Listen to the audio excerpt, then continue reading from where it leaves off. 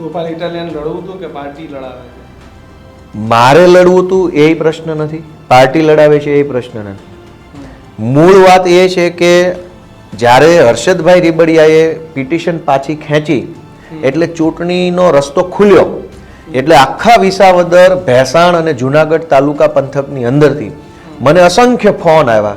સમાજના આગેવાનો, રાજનીતિના આગેવાનો, આજી માજી જે આમ ભૂતપૂર્વ સદસ્યો આ તે, બીજા પાર્ટીના કાર્યકર્તાઓ, અમારી પાર્ટીના બધાનો ખૂબ ફોન આવ્યા કે ગોપાલભાઈ તમે આ વિસ્તારમાંથી હવે ઊભા રહો. બધાની બહુ લાગણી છે, કેમ કે અમે બધા લોકોને મત આપ્યા પણ છેલ્લે ન થવાનું થાય છે. એટલે અમે ઈચ્છીએ છીએ કે એક મજબૂત, બુલંદ, સક્ષમ અવાજ વિસાવદર, ભેસાણથી ગાંધીનગર પહોંચે એવું અમે ઈચ્છીએ છીએ. એવા મને અસંખ્ય ફોન આવ્યા, ખૂબ ફોન આવ્યા. મેં બધા નંબરો સેવ કરેલા છે.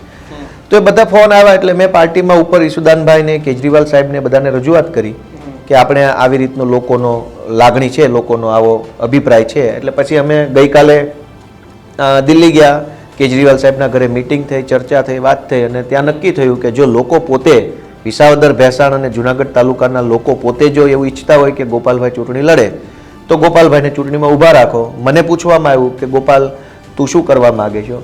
મેં કીધું પાર્ટી જેમ કે એમ અને ખેડૂતો જેમ કે એમ. હું તો તમારા બંનેનો સૈનિક છું, પાર્ટીનોય સૈનિક છું અને ખેડૂતોનોય સૈનિક છું. તો ખેડૂતો પણ કહે છે, પાર્ટી પણ કહે છે, તો હું ના પાડવાને મારી પાસે કોઈ નથી